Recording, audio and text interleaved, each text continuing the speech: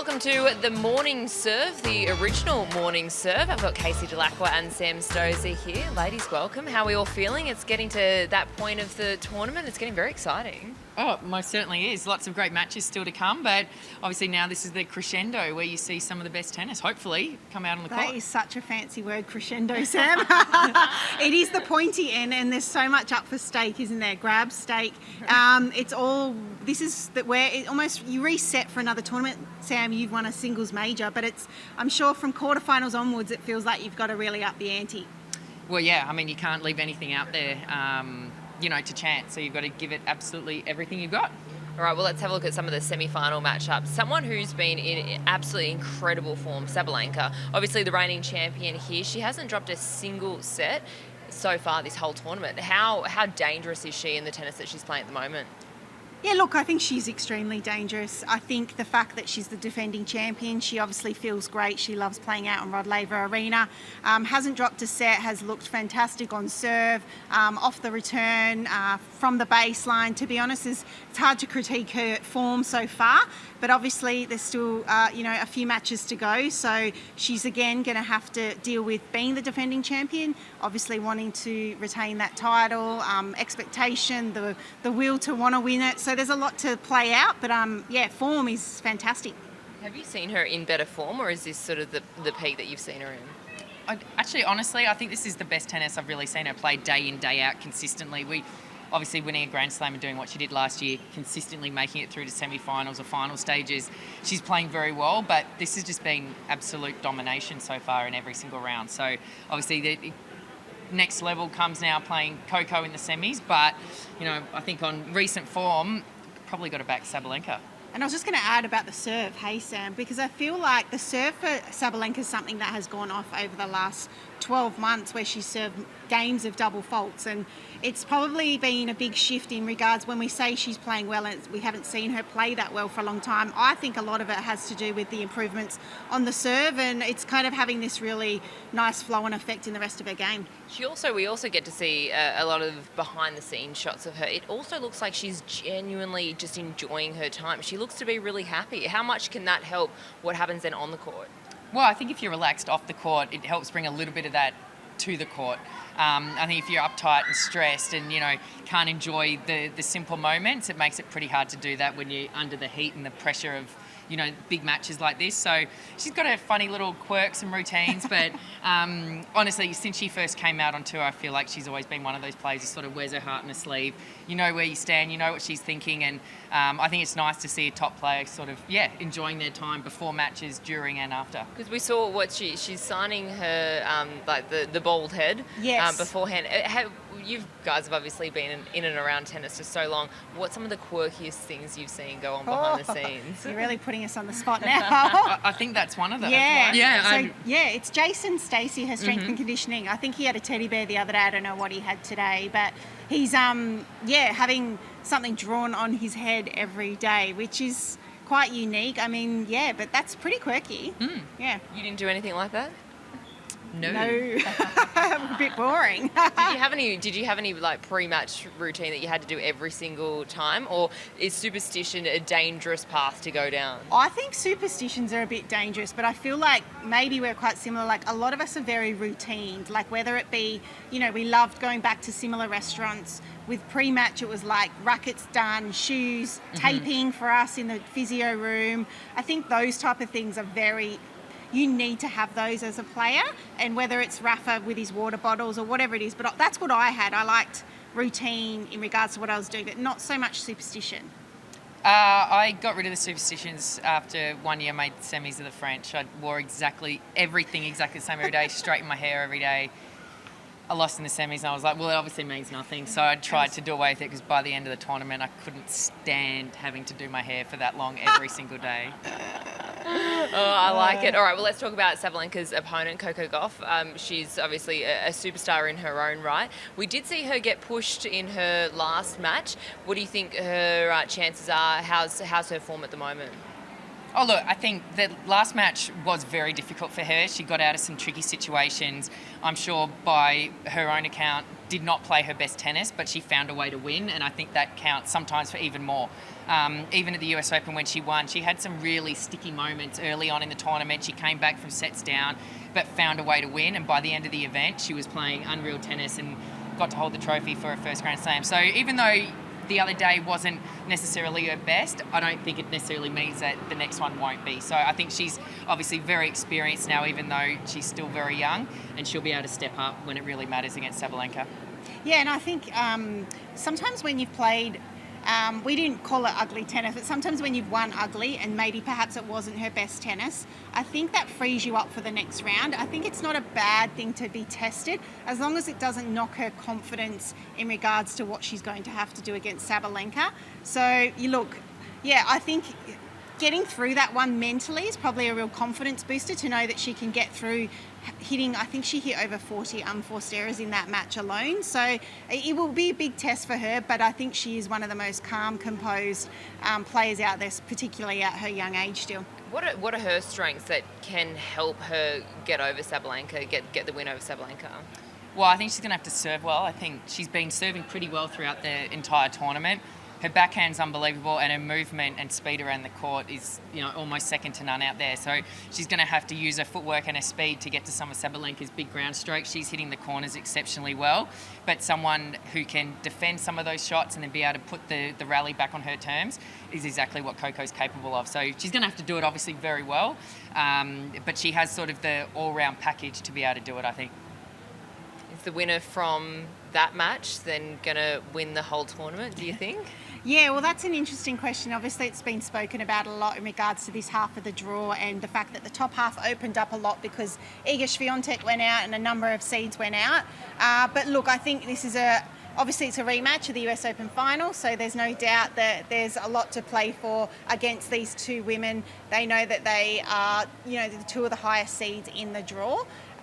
Will the winner come out of it? That's hard to predict, but I think potentially. But they're going to have to both, play well and then obviously back it up in the final. But a good opportunity for both of them, to get through.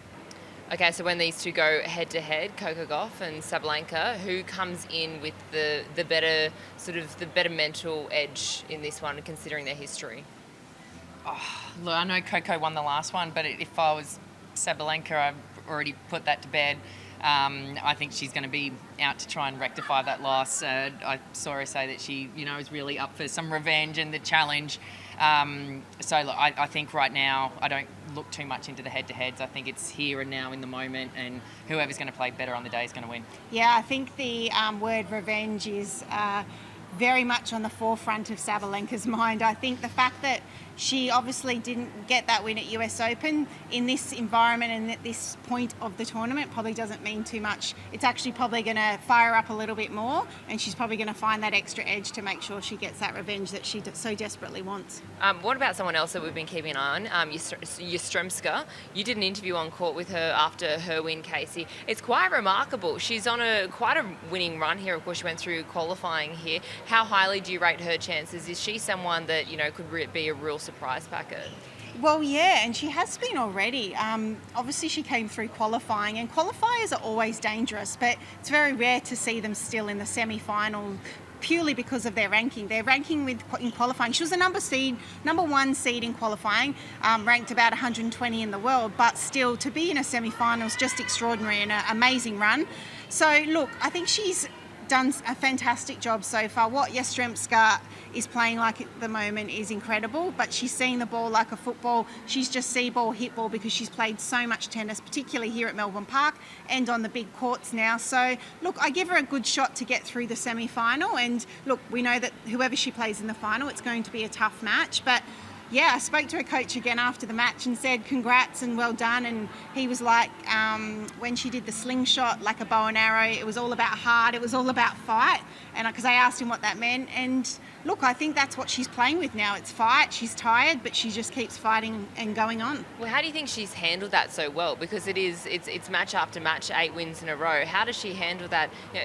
Getting up for each match, backing up each time. Well, look, she's trying to do something that hasn't been done very often. Like, Casey's mentioned a qualifier coming all the way through.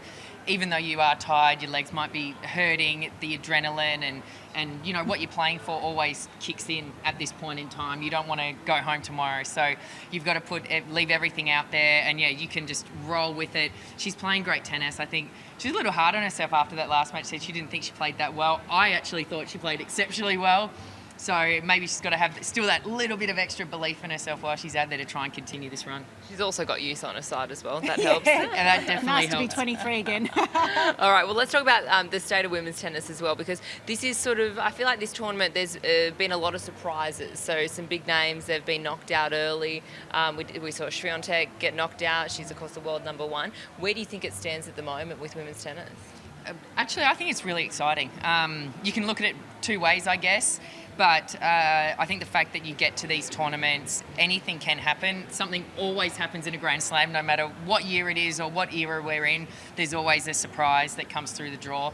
And obviously this year, with so many seeds going out before the first 3 rounds, is a little bit unusual. But I think it just shows the depth of what everyone's capable of. And whether you're number 1, 50, the qualifier, top seed in qualifying, you bring your best on the day, you're capable of beating anyone, and I think that's great for the fans to be able to watch. There's no real easy matches out here anymore, so it's super competitive. Yeah, and I think, I mean, you've been in sport long enough, and I know Danika, obviously being a sports journalist, there's always new stories to tell. There's always new narratives, and I think that's what is great about sport. We're seeing younger players come through, maybe perhaps people that we didn't expect, but they've always got a story to tell, and as long as we're telling those stories and people are learning more about those players, their tennis is awesome. And I think that's been the best thing for me about this Australian Open, has been the fact that there's been such competitive tennis. And I think part of it has to do with the fact that for so long we've had so many greats of the game probably expected to win or winning the big events, but now it's like, well, everyone feels like perhaps they have a chance, and that also then brings out some really great tennis, and we've seen that this Australian Open. And like you said too, there's so many stories in tennis. It's actually interesting to get to know a lot more other players and hear where they've come from and what their journeys have been. But someone obviously both know very well, Ash Barty. Now we saw that she's.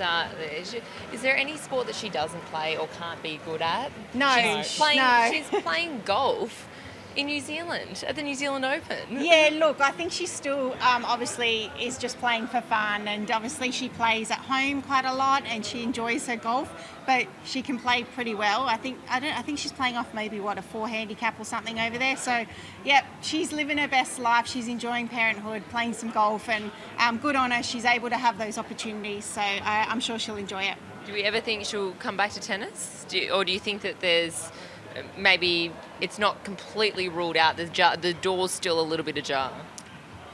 I don't think so. You might know more than me, but yeah, I think unfortunately for everyone who loved watching her play, and obviously the Aussie fans, I think it's done.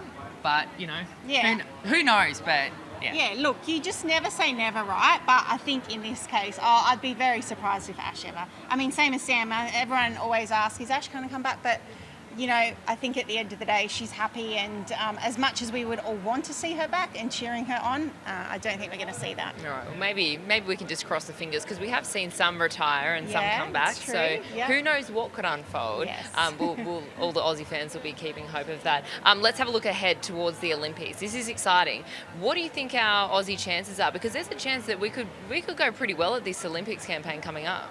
Oh, I truly believe that as well. I think obviously on the men's side we've got Alex de Minaur, who's now top 10, so you have to think that he's somewhat of a medal contender, and really great depth with the rest of our guys that are going to be in the draw as well. And Storm Hunter, our number 1 doubles player, not just here in Australia but in the world as well, so she'll have the opportunity to pick who her partner's going to be. Potentially, we'll definitely have Isla on the list, and hopefully a couple of others will also make the cut, so to speak. And then I think mixed doubles as well. We've got a great chance with Storm and potentially Matt Ebden or Max Purcell. We've got really great depth in our team, I think. So it should be interesting who everyone lines up with and where we go. Yeah, I was just reflecting on the Olympics, and obviously Ash and John won the bronze medal in Tokyo, which was fantastic. And then Sam and I, we actually had a run at the Olympics together, and we played probably the worst match of our life. So not a great reflection, but we were there. We were there, and also it's just such a special honour, especially as a tennis player, to represent your country. Sam went to 5 Olympic Games, which is just extraordinary. But it's just an amazing experience to be there as an individual athlete with the rest of the Australian Olympic team, and to have that experience. We soaked it all up, didn't we? Every Olympics we went to, and it was just such a special moment. But yes, I do feel like this year, more than ever, maybe we have a few medal contenders. And that's it, the countdown to the Olympics. It is well and truly on. Of course, you can catch it all on the 9 network as well. That's a good little plug there. Ladies, thanks for joining us. The Morning Serve. Thanks, Danika. The original. Yeah, the OG. The OG. We'll see you next time. Wide World of Sports is your home of the Australian Open. With highlights of every match of the AO, the on-court interviews, and every day with the Morning Serve, you'll be ahead of the game. So click that subscribe button so you don't miss a thing this Australian Open.